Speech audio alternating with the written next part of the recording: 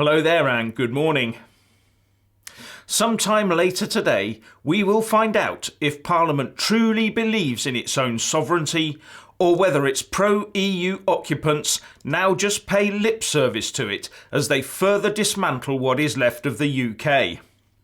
And no, I'm not talking about the indicative votes process that our MPs are going to try to use this afternoon as a stepping stone to reversing our exit from the European Union.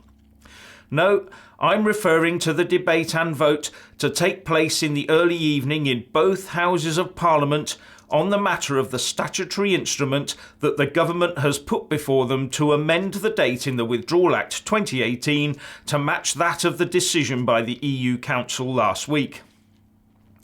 Now, I'm not a qualified lawyer, but I am one of the many people who believe that the Prime Minister acted beyond her powers or ultra vires when she used the Royal Prerogative to order that an international agreement, a treaty, be signed with another 27 countries prior to gaining the consent of Parliament.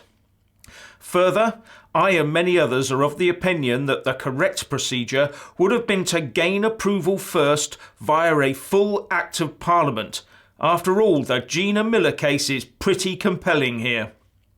But instead of that, Theresa May used the pre-signing of what is effectively an international treaty to bully Parliament into acquiescence. And I will point out that according to the House of Commons briefing paper called Parliament's Role in Ratifying Treaties, governments may make treaties, but they cannot automatically change UK domestic law or the rights of its people without parliamentary authority. And further, there is a set procedure for government to use when ratifying treaties under the Constitutional Reform and Governance Act 2010, and that does not seem to have been properly followed here.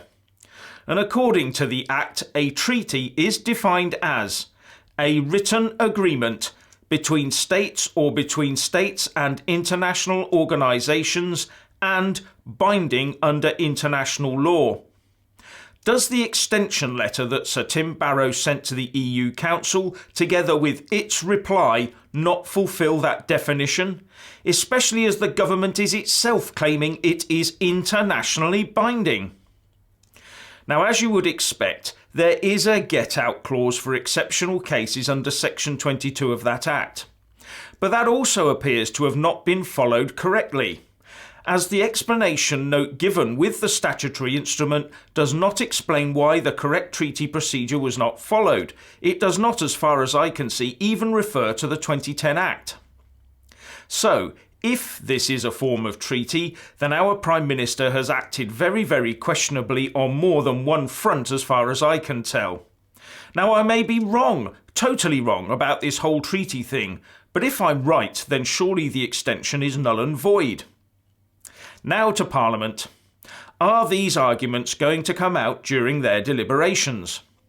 The overwhelming majority of both Houses of Parliament want the UK inside the EU and will move heaven, hell and earth to keep us there. Let's put aside any pretence otherwise. So they will want to sign off on this statutory instrument so as to ensure that the extension is nice and smooth and so be able to use it as a reverse Brexit stepping stone. They will therefore be sorely tempted to ignore their own so-called parliamentary sovereignty in this case, shut down debate and vote it through quickly.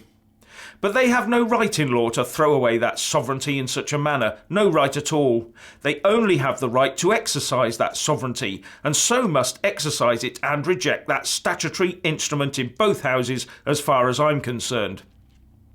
They should question what the government has done by not getting their approval first, and whether or not this is a treaty, and did the government act properly. And if they do approve that statutory instrument, I believe they will be setting a very dangerous precedent for the future governance of this country. They would also be proving beyond a shadow of a doubt that they put EU supremacy above UK law in all cases. And while this goes on, we have MPs in the House of Commons that, in their quest to stop Brexit, voted on Monday to take control of the parliamentary order of business away from government today in order for them to prove Parliament is sovereign. So by the end of the day, will we be shown that where Brexit is concerned, parliamentary sovereignty is just a movable feast? Comments please, and thank you for watching.